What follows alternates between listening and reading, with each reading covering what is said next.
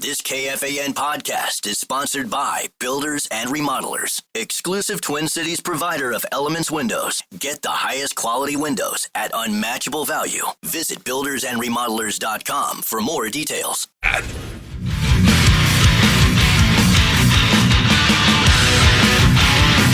Get ready to laugh your face off. The Just a Couple of Pickpockets. It's the Petty Theft Tour with the Common Man and Meat Sauce is set to take over Max's on the Green in Spicer on October 11th. And grab your tickets today at eventbrite.com and be a part of the heist right now. But you can also be caller number 11 and win a pair of tickets. Actually, caller 7. Caller 2. I like 7. We barely got to 7 last time. I think 7's a good number. Oh, that's good. I wouldn't get 1 for my comedy tour. He's right. And he's clever. I'm going to miss him next week. Thank you. Are you leaving? Oh, no, you are. Sure. Well, yeah, I'm going to miss you next week. I will be in the metaverse. I'm glad to get Hogs Daddy back, though. Feels like we haven't seen him in 10 years. Yeah, sounds like he couldn't be more excited. I think he's ready to be back. Are they back? Yeah. Did they land? Oh, they yeah, did, they landed yes. last night. Late last night. They're back. Excellent. Hawk's asleep in his own bed. Yeah. Are we sure? Nature's ambient, I bet, though. Well, I don't think he needed that. He might, because wherever he is, it was, it's what, 2 in the afternoon right now where he was? Sure. That'll screw you up for a while. Good math. Thank you, man. You're killing it. Am I? Kind of. Thank you. Yeah, man. All right, let's do Fan 5. Here you go. It's time for Fan 5 on the Power Trip, presented by Builders and Remodelers. Hey, thanks, Builders and Remodelers. Thank you.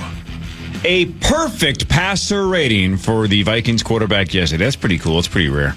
Well done. It was awesome. Cam Akers, 1 for 1, 32 yards and a touchdown, a 158.3 passer rating. So, what a play that was. Kevin Seifert points out on Twitter that the person who sold that play the best was Carson Wentz. Because as soon as the ball snapped, he runs back like they're going to pitch it back to him and he's going to throw it. And it freezes like half the side of the defense. And then it was just an excellent pass, man. Yeah. Well, the game plan itself was just awesome. They were very innovative. Like even when they're having Justin Jefferson in motion, lines up in the backfield, which opens him up into the flat.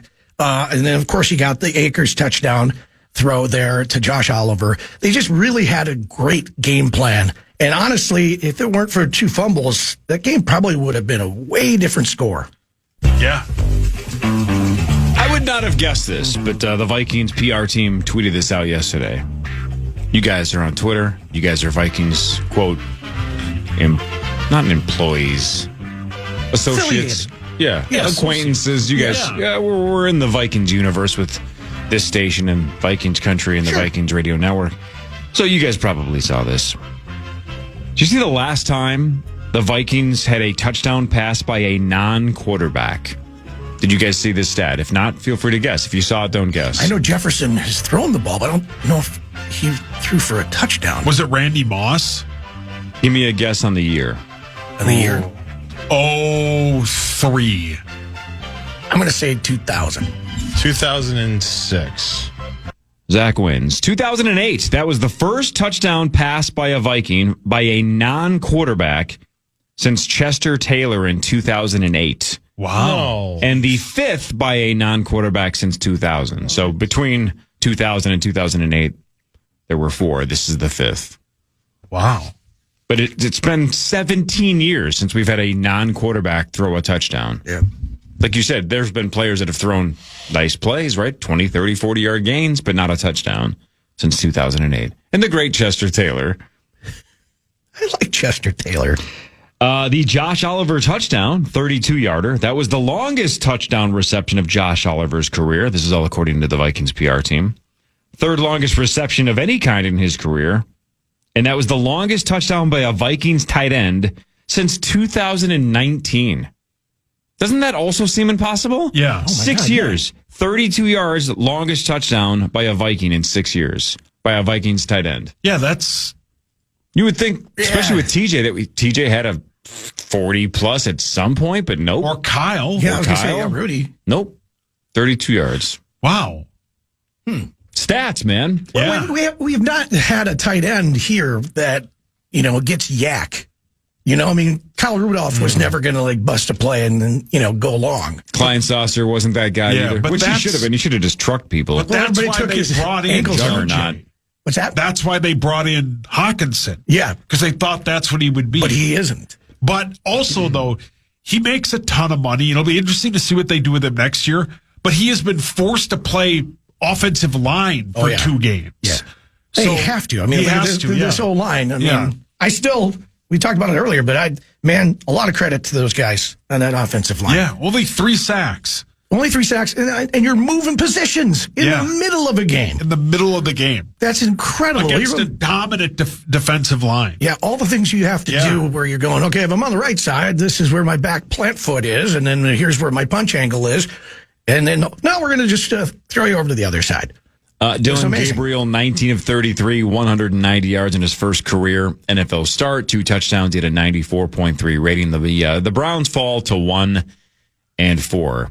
Did somebody sarcastically say this, or was it an actual stat? Somebody, at least jokingly, maybe seriously, said it was the first matchup of Kevins in NFL history for head coaches. Is that accurate? Maybe in London. Either way, in London. our Kevin is the coach of the year. Their Kevin has been the coach of the year twice. But is he in trouble? They're 1-4. Right? This is a what have you done for me lately league. Right. This team looks like it's going nowhere. We talked about how many quarterbacks in the pregame that both of these Kevins have had to deal with. Yeah. And it's crazy because I thought there was way more, but there was only been 6 for Kevin O'Connell. I thought it just feels like there's just a ton more, but we're in an interesting, the way the NFL works, and we've seen it, Corey, you brought it up a couple of times, that like when you draft a quarterback and if he doesn't work, the best way to do it is just to do like the Cardinals did a couple of years ago. They took Josh Rosen. He was an absolute bust, and then they took Kyler Murray. It helps to get the number 1 overall pick. My point, though, is we might start seeing that with coaches. Like Aaron Glenn of the New York Jets is in way over his head. Yeah. That yesterday, the announcers were poking fun at how disorganized that team is. I'm not kidding. I think they had 20 penalties in that game. And you just see, I think we're going to find where some of these guys are just going to move on from these head coaches. These owners, I know they don't like to lose money, but I would bet Miami fires their head coach. I think our guy Kevin Stefanski is going to be the fall guy for the Deshaun Watson bit. They're just going to have to move on from him. They're bad. They're 1-4. Their offense is so bad. the offense is horrible. I think yesterday and that's his side of the ball, too. I think that saved the Titans head coaching job. Pete Carroll's Raiders look just brutally bad. The New York Giants guy is not good. There's going to be a lot of coaches fired this year. Yeah, but there's a lot of those places, too, that you take that head coaching job, you know what you're getting into. You know that it's, okay, the organization sucks, your players are probably bad, so you're going to go and you just want to be a head coach. Yeah. Because that will, keep your career going and you'll get another opportunity. Because once you have done it, then people are like, oh, well, we can bring him in as an offensive coordinator, and then a year later he gets another gig. Yeah. But, it's not like you can be like Kevin O'Connell, who comes into a team that was already pretty good. But I think with Stefanski, a guy that's won coach of the year twice, you let him play out the string. Yeah. I just don't think you can him in the middle of the year. No. Carson Wentz, 25 of 34 for 236 yards and a touchdown, a 102.1 uniquely Twin Cities passer rating. So, very gutsy. I do think everybody's going to be on McCarthy watch, though, just because we have 13 days.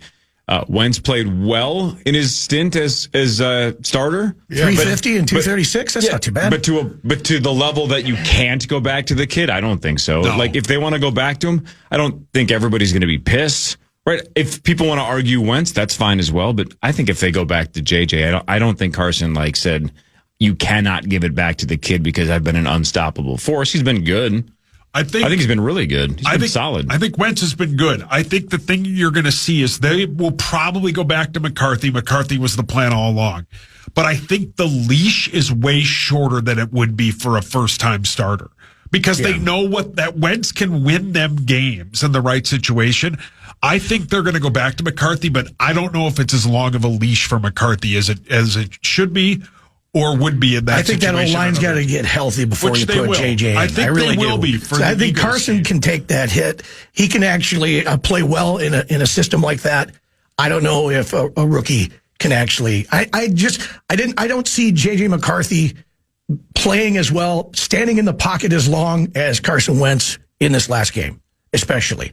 And it was awesome because if you look at that, before we played the game, the Browns' defense so good. They'd only give up, it was an average of 222.5 yards. That was all that they were giving up. And we went for 349. Yeah. I mean, I don't know. To me, it just seems that you keep going with, I want to say the hot hand, but it's not really the hot hand, just the warm hand at this point. Well, I mean, sometimes the cold hand's fun too, but Calm down. I will say, I worry because, Wentz kind of got hurt, so you could say he's injury prone.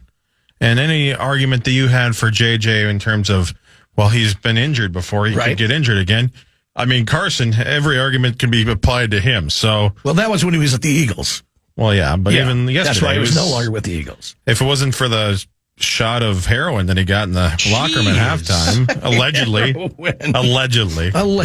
What? Yeah, that's what they're saying. Schefter said something. I don't think he said that. No, pretty sure he did not. No, I wouldn't What do you guys go think? with that. What do you guys think the ceiling for the Vikings is this year? Oh, as far as wins, probably a half. Just in terms of success, playoff bound. Yeah, is getting into the playoffs, fighting for a spot about as realistically Wild as far as we can go. I would say, yeah. Because with the injuries, I just don't think this is a Super Bowl team. Look at the freaking Ravens are 1-4, and if they were healthy, you could argue they're the best team in football. Right. That might be a slight stretch, but they are riddled with injuries. They are kind of the AFC equivalent of us, right? But somehow we've got to beat up on a couple of subpar teams, and we're 3-2. They're falling apart at the seams. Did I see $160 million of their cap space? Probably. Right now? I sent Corey their inactive list yesterday. It's all Pro Bowl players. Yeah. It's nuts. Yeah. It's all Pro Bowl. Well, we talked about it last week when they were 1-3 before they lost yesterday big to the Houston Texans. They were 1-3 and they were the 6th favorite to still win the Super Bowl. Well, let me see how far they've fallen now at 1-4. But man, it's what's the Mike Tyson line? Something about everybody has a plan until you get punched in the face. Yeah. The Vikings on paper preseason were like, if JJ's good, this team is loaded. Yeah. JJ's got to be good. Obviously, the Ravens looked at their roster and said, this is a Super Bowl roster. They're a great plan. Yeah. You get punched in the face and you lose 15 people to the injury list, and the plan changes. I mean, I don't know what the Ravens are going to do. Well, think about our injuries, and we're 3-2. I know. And We have what a were winning they? record. Didn't Mark Andrews drop a pass in the AFC Championship game? Yes. I mean, they're that away from going to the Super Bowl last year. Yep. That's how good that team is, and they're just hideous. Here's a hot take. By the way, unbelievable. I just looked it up. They are still tied for 6th. They're now 17-1. The Ravens are, but the Bills are still the favorite, despite losing yesterday, at plus 475. Lions, second favorite, plus 650. Then the Eagles and Chiefs and Packers are all tied for third on DraftKings at plus 850. And then the Niners and the Ravens, 17-1. I can't believe they have the Eagles up that high still yet. Well, that's the that point. offense is terrible. Yeah. I mean, it's a long season. That's why this wasn't a must win this weekend. That's why I said it was a have to. It was a should. I thought you said it was a He have said to. should. No, he was on should. I heard It's a should. Oh, yeah, man. it's a should win. But and they did that. But it's a long season, and you could make this is a very sports radio-y argument here. But last year it seemingly was almost a little too easy, and by the time we got to the playoffs, we crumbled. And maybe the fact that this is going to be a little bit harder of a process to get to the playoffs will help us when we get to the postseason, as we maybe are going to be a little bit more gritty. I don't know. Thanks, Tony Robbins. And I think the other thing too, Zacho, is their juggernaut schedule that they have coming up. The gauntlet isn't as tough anymore. Like we talked about, now it's 3 weeks from now they play the Chargers. as I said a couple hours ago, that's an awful offensive line. Right. They put up 10 points yesterday against an okay Commanders team at home. The Eagles don't score points, right? I'm not saying that 6 touches for right and all Saquon, that. come so on. like the only game you got on that list that is the Lions. That's a wagon. All right, but hang on. You also might be downplaying it, right? It's still the Eagles. The Sure. Eagles are going to be favored It's over the here. Vikings. I haven't looked at it yet. My guess is the Eagles are going to be favored. Well, yeah, I would bet. Yeah, You're going to be dogs against the Eagles. Again, injuries aside, you're going to be dogs against the Chargers in LA. You're going to be dogs at the Lions. Yeah, that'll be tough. And sure, the Ravens are falling apart, but that's a month from now. Yeah. We have no idea. No, if they could Lamar all be plays back. and they're all healthy, Yeah. then we're Looking going to be their dogs chops. against Baltimore. Yeah. So you could argue we're going to be dogs for the next 4 weeks. So it is still a gauntlet, right? Yeah, And it's who knows? tough. Then But you then have you- the Bears, and the Bears are the Bears. Then you go at Green Bay, at Seattle, hosting Washington, at Dallas, at New York Giants, Who are hosting terrible. Detroit, hosting Green Bay. There's not a lot of free passes the rest of the way. Giants 2 or are. 3 at the most. The Giants are a horrible football team. Sure, but But that's also Sunday, December 21st. You gotta beat If the you get your Bears. ass kicked before that game, you might be out of it by the time you get to the there's Giants. four games that you get beat down pretty good. I mean, Yeah. just physically. I just think but like that's why you play the game. The Eagles are good, but they aren't the dominant team that they Right. were last year. Right. They got beat at home by Butthole Eyes. Yeah. Now It I'm was a beginning hell to of a look like game. Butthole Eyes. I was actually cheering for him. That was a tough one. Same. Yeah. I was definitely cheering for the Broncos. For Butthole They made a Eyes? really interesting Not for choice, by him. the way. Did you see the choice that they made? Yeah, they go in for 2-bit. Yeah, with like 7.5 minutes to go. It was 17-16. They had just scored a touchdown. Yep. Could have kicked the extra point and tied it at 17. But with like 7 or so minutes to go, Peyton's like, we're not guaranteed to get the ball back because they run the ball well. They get all the 4th and 1s.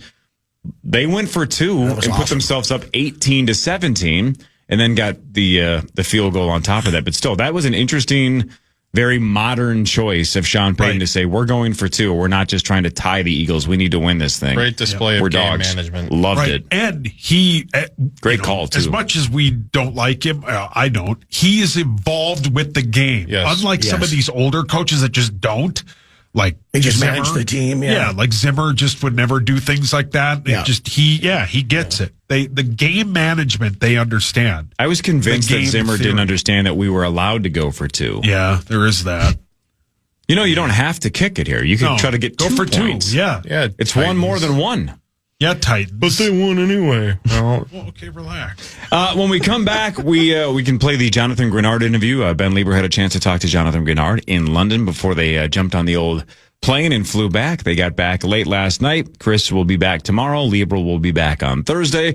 We'll do headlines after that as well. Michael J. Mussman III is here. This is the Power Trip Morning Show on the Fan.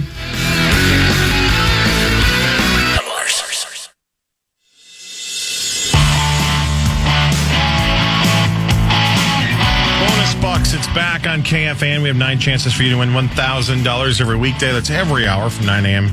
till 5 p.m. And to enter the keywords and learn more, head over to KFAN.com. Bonus Bucks is presented by 2 men in a junk truck.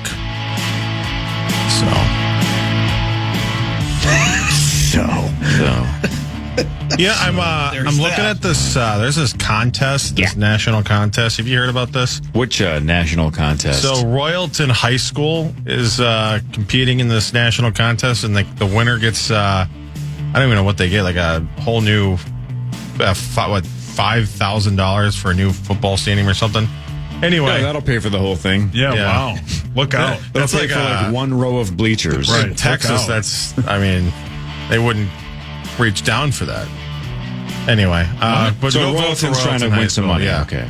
And they're top 10 right now in the country. So I'll tweet something out later, but go vote for Royalton. Okay. Wish I knew more. Sounds This like- website sucks. I just figured I wish we all knew a little bit more after the last 30 I'm sorry. seconds. I'm sorry. It's 1 million. 1 million. It's 1 1 million. What? Okay, that's From 5,000. a little bit different than 5,000. $5,000. You got two yards of sod for the new Well, I field. typed in A million. On the top here it says 450 schools won $5,000. It's like, what? No, I don't care about that now, but I care about $1 million. They got a great holiday. They could get a. Hey, you know how Chris always says That was a genius when it line, comes by to the news way. stories, always read the last line. Sometimes there's magic at the end of an article that's not written by AI, right? Sometimes there's magic at the end. I would argue Zach should read the first paragraph more frequently. It's a tough one. And then they buried the lead. That was a great line, Corey. I wish we all did. Oh, boy. Jeez. All right, shout out to Royalton, though. That's the holiday that everybody loves, too, right? Outstanding. Yeah, A+. Yeah. Yeah, they got that treasure place right there. It's right next to it. Yeah. Exactly. Pirates Cove. Speaking of treasure. So it is called. It's Treasure City. Jonathan Grenard is an American treasure. He's a fantastic dude, fantastic football player. The Vikings won yesterday, 21-17. He normally joins our show, but look, the guy's sleeping in. Can't blame him. He just had a 9-hour flight, and he was in Europe for 12 days.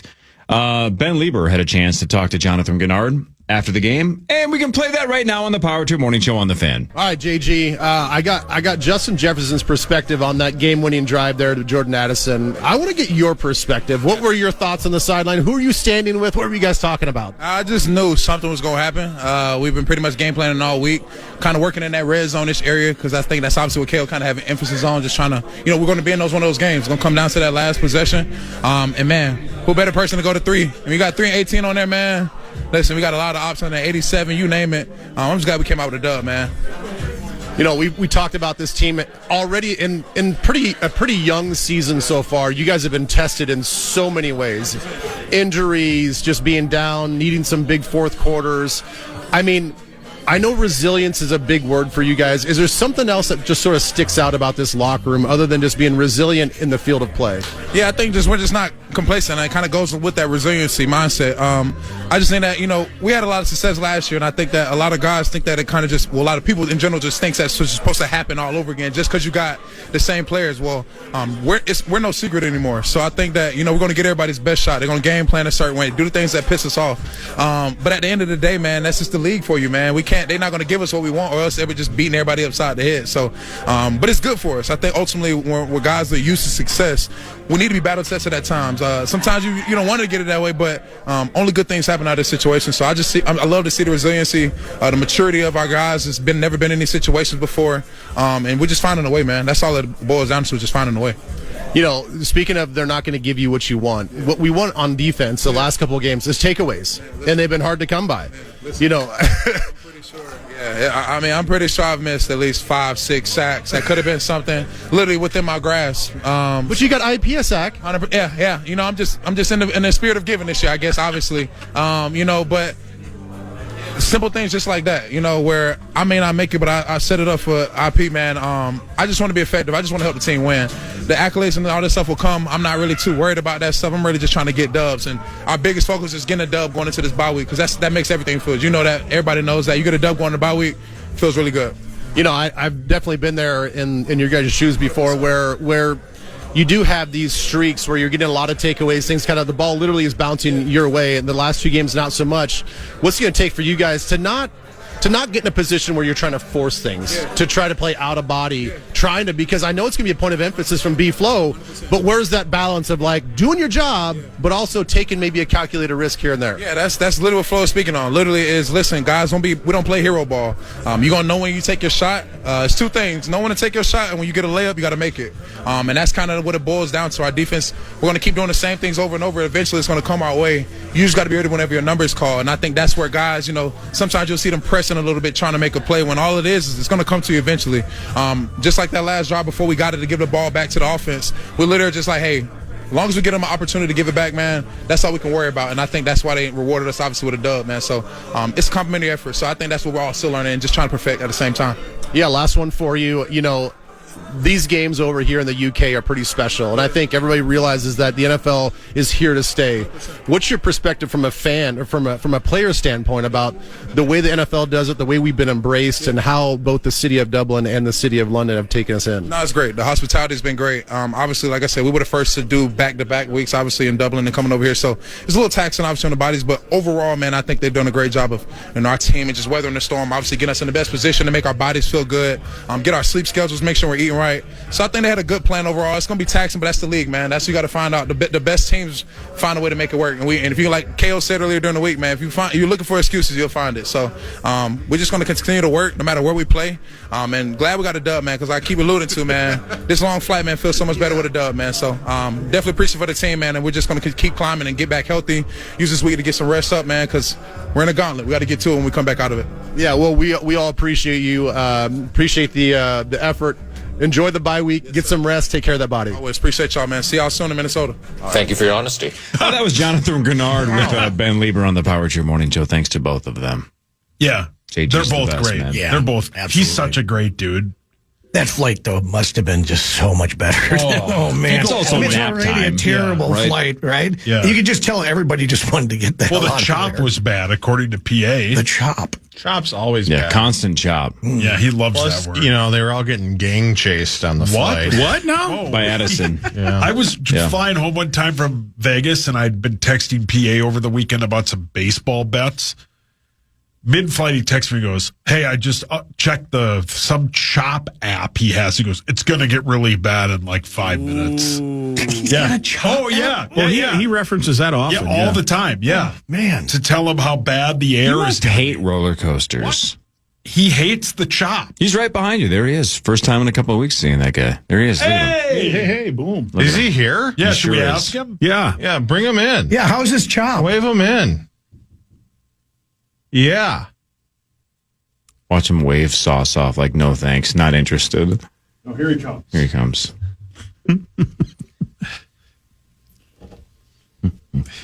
Yeah, No, that's not rush. him yet. No rush, PA. Take your time. Yeah. Show starts at 9. Here he comes. Hey, moderate chop on the way home or what? How was your chop? We wanted to talk chop. How was the chop? Hi, PA. How did everybody know the chop over the Atlantic Ocean was severe? You tweeted it. Oh, that tweet went through? Oh, yeah. Oh, see. It was severe chop? Yes. But see, Abbott sent me a text before I okay, 3-2. So the Wi-Fi was sketchy. It was dicey on the plane. It was in and out. Satellite terrorism over the Atlantic, stuff like that. So I didn't think that tweet that I sent went out. All right. So now old people next decide they're going to get into settings and check. Yeah, go ahead. So now all of a sudden we have apps at the bottom of the screen popping up like animated. And so then it was another hour trying to fix that. So then I thought I forgot to send the tweet. And the last tweet I thought I sent was at like 2 a.m. And after a 9-hour, 3-minute flight, it's 2 a.m, whatever it is, we're on the tarmac and it's quiet. And then Persich says, just deadpans, I may never get on an airplane again. It was that bad? It was just long flight. Forget the chop. I mean, the chop was between and amen to all the pilots listening right now to your favorite station, KFAN, your favorite show, Power Trip. Hopefully you're smiling with this chop conversation. It was between moderate and severe. It was moderate. Mostly, but there were little patches of severe chop over the Atlantic Ocean, and but see, it's in severe chop. Are you bouncing around pretty good? Is that what you're saying there? Especially, but you don't want to be in the bathroom at the time. Well, especially at the back of the plane. I mean, it's like I'm so used to being on that part of the team charters that you kind of feel like you're at the bottom of the Titanic, shoveling coal with everybody else into the furnace to keep that thing going. So, but no, it was bouncing around pretty good. But chop doesn't get to me the way it used to. So You got to be used to it by now. Kind of endured it and tried to fix the Wi-Fi with my computer on my own. Messed up 15 things in my settings. I've asked about 4 people to help me. Got 2 of them to actually help me. So now my dock apps are where they're supposed to be, but they're still jumping out at me in animated fashion, and trying to get my computer to work. All right, so we know you got a show to do, so we'll ask. It's all written. Final question. It was written before the moderate chop. Let me ask you this, then we'll let you get back to what you were doing, though. If you had to get hooked up to a lie detector and you had to be right, the 12-day trip essentially for the Minnesota Vikings and this experiment to go to 2 different countries, do you think the Vikings organization, the front office, and the coaches would say more positive things or more negative things about doing this in the future? Be difficult to speak for them because there are just so many. I mean, there were 198 people on this trip. And overall, that involves multiple planes. The operations staff for the Minnesota Vikings, people that we all know, Chad Lundeen, Paul Martin, Chuck Peterson, Milan Burgess, and the rest of that group, That's 10 of 10. I mean, you got hotels in London. You have clients. You have families.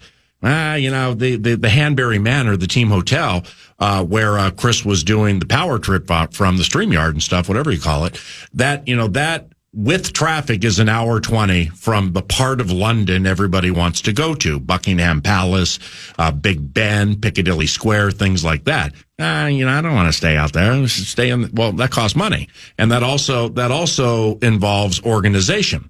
So the operations staff and everybody who put this thing together for the Minnesota Vikings, the multi-country city game trick, A+, 10 of 10. So speaking for the team, like, would they do it again? Man, it feels like a year ago, but I was on the sideline at Croke Park in Dublin, actually interviewing the commissioner of the National Football League. And one thing I asked him was, like, what benefit do the Vikings get out of this? And I think his response was, originally they said no, but then whether it was acquiescing or whether it was, seeing the forest for the trees, whether it was getting strong-armed, I got no idea. But they did it. And at the end of the equation, the majority of us were all like, let's just take a deep breath. We're tired. 9-hour flights are terrible. Versus just said, I may never get on a plane again. And it made all of us laugh. But it was a privilege, and it was terrific. Even to spend, like, Bursic, Hockey, and I, we and Lieber too, but he took that he rented that car for that Roman bath early in the week and stuff like that. So calm down, Zach. We hung out so much in this little city of Weare and had really cool food. We went to that William Hill for the horses, and that kind of made the time go fast. I watched more Minnesota Vikings practice this last week than I think I ever have in my life. And I go to practice a fair amount. So therefore you kind of get a different feel for the game. That's why I'm not really, like, tap on people for, like, hey, so which walkthrough did Addison miss? I don't care. He missed a walkthrough and he was disciplined. It had to be Saturday, but maybe I didn't look closely enough Wednesday, Thursday, Friday, because Saturday, 6:45 in the morning, I caught a train from adjacent to the side hotel in that city Weare down to London, and that thing took like 40 minutes. That was it. Everybody was taking 2 hours to get into central London. It took me 40 minutes because I went so early, and excuse me, uber early. But now I'm going to be smart and go on my own. I'm going to take a train back. Now, that was a disaster. I mean, because I got on at a different station. Well, of course, they take my $17 before telling me there are 19 stops to get to Weare. Oof. I had no idea where I was at one point at 1:30 in the afternoon. So then I took an Uber in Camden.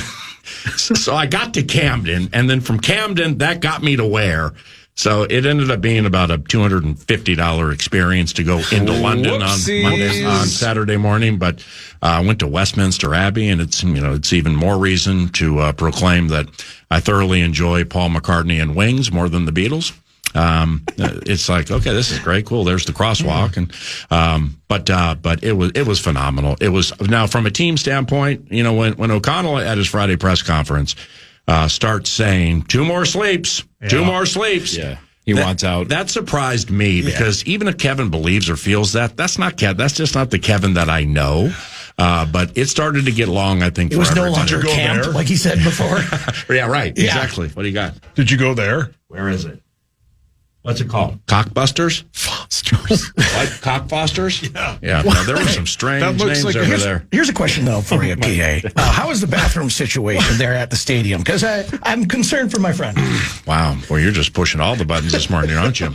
Okay. Well, with the current situation of my prostate, I have to think out the bathroom times. Okay. So say a game's at noon, 11:30. Or maybe 10:30, then 11:30, then wait in a line at halftime, and then wear navy blue Brax pants or black Brax pants that I get at Nordstrom's. They're my favorite pants. And may God be with me. And let's just get through this game. And so the bathroom situation ended up being okay. Okay, good. What do you got there? Wow. What is it? Sweet Cockfosters? Is that a city or a bar? You can look that up on they had a city called computer. They had a city called Cold Christmas. Yeah, they're Fine Cold Christmas, man. I mean, there are some different names there. Type something else. Took me 5 or 6 days. I think you should keep typing that. to realize that when you're entering a place, you pull the doors. You don't push them. Every single place in Ireland and Europe. A lot of skinny people in Ireland and London because they walk everywhere, and there aren't a lot of fast food restaurants anywhere. I mean, nowhere. So the obesity situation, I'm sure, runs rampant in certain parts of all of the world. But no Taco Bell run for you? No Taco Bell runs, and plus, it would have cost like 90 pounds with this exchange rate. I mean, it's figuring out the exchange rate. That was a completely different conversation outside of the horse falling down 50 yards in front of the wire. What do you care? iHeart's going to expense it all anyway. Yeah, that's an easy task, isn't it? And that's a very easy task. You got your per diem. Yep, for sure. All right, dude, welcome back. Yeah, it was great. Well done. It was really cool. Again, it was deep breath at the end, talking to the VEN people and Bursich and those guys. And it was like, that was fantastic. It went fast. The manners at which we stayed, Phantoms Hall and Hanbury Manor, they were unbelievable. I mean, if you took time to walk around a little bit, they were unbelievable. The landscape was unbelievable. The berm on which I would watch practice, down to a field, over to one of those golf courses that you only see on the British Open, with all the undulation and the deep bunkers and the mansions and everything. So that was super sweet. Awesome. That is sweet. All right, dude, 9 to noon. What do you got today? Probably recap that moment Cheryl Reeve had while I was gone. I'm just kidding. I don't know. Preview the Wild. Wait, that's Thursday. Okay. Hey, can I ask you one quick We're question? going to start with Joe Cocker. Feeling all right. Montage that. Get into a weekend wrap. Bring some familiar friends into the radio show and analyze this team's lot in life. Who starts against Philly? At QB? What do you mean, Theo Jackson? Probably Theo Jackson, a quarterback? Yeah. I can't answer that question. I don't know. But what I do know is that, I think from a baseline level, we all would agree the organizational take is J.J. McCarthy is the future of the franchise, correct? Yes. Okay. And we all also saw Carson Wentz on the game-winning drive yesterday go 9 for 9. He went 9 for 9 on that drive, and he hit Addison three times in a row at the end, including with the game winner. He looked pretty good.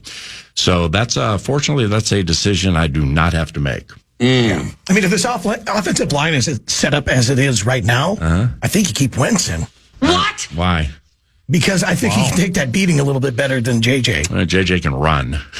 That's true. Run, JJ, run. That's a good point, We're turning this into a little bit of like low-key 9 to noon.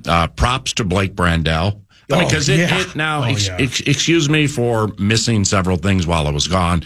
Like I forgot to set 2 fantasy football lineups and do free agent waivers and all that. So I got chopped in one of my things. Moderate chop. Yeah, I got moderately chopped and maybe severely chopped with this game tonight. I don't care. That's fine. But there were things that took place in the news cycle during like the course of the week where, Blake Brandel, I knew he never played center in the NFL. I've seen him take center snaps a million times in training camp.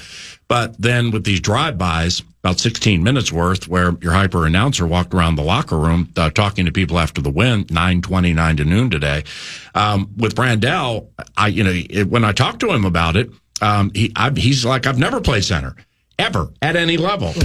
That's an unbelievable feat because Cleveland's there are things that you will hear or see about like Cleveland's defense, number 1 against the run, number 1 in yards permitted. They only give up 2.7 yards per carry, so that must mean they're great against everybody, right? Well, that's never the case.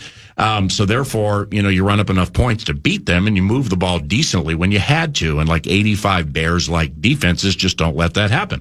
But then you get into the weeds of some of those people in there, like this Malik Collins, 11th year, who had a couple of sacks. You see him on the field and everything, and you're like, how are people going to move him? Right. Especially when they're part-timers with the moving company. So Blake Brandel, Joe Huber, Will Fries, who started every game. Those guys on the inside did such a good job over the totality of the game that if they don't, they lose. And they're going to have to protect JJ whenever he's back. But if JJ McCarthy is willing to take a beating, I know a volunteer. Wow. Who would that be? Who wants Zach. Zach wants to beat JJ? 9 to noon, man. Welcome back. Yeah. Good to see you, Appreciate you guys. You guys are awesome. Love you. Now it's time for Sex Headline. Headlines brought to you by my friends at Wolf River Electric and wolfriverelectric.com. Go solar. Get some solar panels put on with Wolf River Electric. Those guys are the best. Yeah, man. Those panels are the best. For whatever reason, the latest trend on TikTok now is crowds gathering in public to eat pudding with forks. Whoa. Okay. Whoa. What now? Say that. Say that faster. The latest trend on TikTok is crowds gathering in public to eat pudding with forks. Oh. Oh, that sounds so good. Rosie! Yes. Sauce. Wow. Yes. There's no way to say this nicely, so I'm just going to say it. You look like a guy that likes pudding. I do. Here's a cool fact about pudding. A lot of it is sugar-free. But what really matters is this. Wait, we're doing that? No, just do that bit again. A lot of sugar is pudding-free. You said that backwards. A lot of pudding is sugar-free. Now, butterscotch, I've yet to find a sugar-free butterscotch, but butterscotch pudding. Keep looking. Is the best. I believe in you. You'll find it. You'll find it. People used to tell couples all the time, don't go to bed angry, but there is some studies being done. Michael J. Mussman III, your monster of a wife, might want to listen to this. Every night, yeah. They claim you might want to rethink that. One expert says that couples shouldn't fight when they are, quote, emotionally dysregulated, including being hungry, angry, lonely, or tired. So, in fact, if you are angry, you should just go to bed and not fight it out. Yeah. Monster. Just leave her alone. When she gets hangry, it's real bad. How often is that? She's not listening. Plead the fifth. It's probably me. All right, Mike Grimm, Yes. Zach Halverson, Michael J. Mussman III, and Paul Meat Sauce Lambert. Yes, sir. How many no-hitters in baseball in 2025 across the league? Zero. Zero, yeah. I don't think anybody think goes one. on the full game. Do they? I think the Astros guy threw at least one. I think one. I'll guess two. So you say two. Muss, you say what? I'm gonna stick with the zero. Zero. Zach, you say? Yeah, I'm going to be like Hawk in Colorado. And go with Brilliant. the zero. Brilliant. Zero. Yes. Zero. Zero. How about this? When was the last time in Major League Baseball there were no-hitters? No no-hitters. Zero no-hitters in the season. Last year. Last year. Yeah, it's Never. got to be recent. Never. 2020. 2020. Ooh, 2020 is a good guess.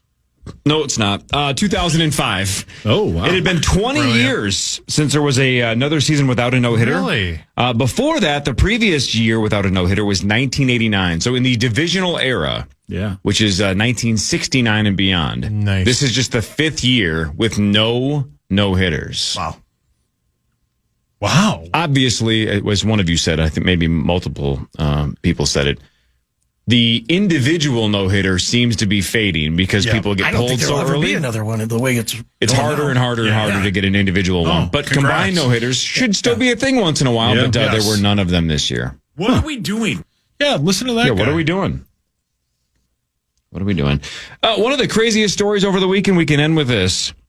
How about the 180 on the Mark Sanchez stabbing situation, right? What? You hear he got stabbed, and you're like, whoa, what happened? Guy, yeah. And then you hear a couple hours later, did you hear Sanchez got arrested? You're like, wait a minute, wasn't he the one that got stabbed? But according to the story on Friday night, Sanchez got wasted in Indy, as one tends to do. He What else was you gonna there do for there? a Sunday game. He was in town to work the Colts-Raiders game, which he didn't work. judge. But Little sometime early. after midnight Saturday morning, Sanchez got into a fight with a 69-year-old man. Nice. Sanchez, who's 38, slammed the guy into a wall and then threw him to the ground. The man pepper sprayed him. I have a lot of questions why a 69-year-old man has pepper spray, but interesting. I think he's a driver, He's a right? delivery driver. I think that's Oh, why. there you go. So he took out a knife and stabbed Mark Sanchez 2 or 3 times, and Sanchez ran away. Both men ended up in the hospital. Sanchez is facing multiple charges, including battery with injury, unlawful entry of a motor vehicle, and public intoxication. He got arrested in the hospital. Yeah. But they couldn't book him, obviously, because He's in jail now? he stabbed. No, he got released, I think, Saturday morning or afternoon. is what I read. Yeah, but the guy's a delivery driver, so that's why I had pepper spray on him. Interesting. And he's almost 70. Yeah. What are you doing, Mark what is Sanchez? going on? I wonder what. And was he was said. a delivery driver like a truck. Like he was bringing food to the restaurant at Something a like hotel. that. It wasn't even like a DoorDash or something? No, Or like, no. you ate my He fries, was you driving a bastard? truck, and Sanchez got into the guy's truck at one point. Yeah, it's a mess. He must have been hammered. Absolutely 0.3. Yeah. Love it. Crazy. Love it. Yeah, it was a fun story. Again, it's been 20 years since the Love Boat. We need a scandal. Yeah. We Mark need an Sanchez anti-KO bit. Mark Sanchez is throwing old men against the wall. This is awesome. It's been a long let's time get more since of the butt this. fumble. Yeah. So now we got something to talk about again. Yeah. Exactly. Mus, thanks for your time. Mike Absolutely. Grimm, thanks for your Yeah, I time. enjoyed it. Thanks. Appreciate John Kreisel. Appreciate Paul Allen. Hawk back tomorrow. We'll have bonus tomorrow. We'll have Marnie tomorrow. Lieber's back on Thursday. 9 to noon is next. Listen back to today's Power Trip Morning Show or to hear previous shows, podcast us on the iHeartRadio app or KFAN.com.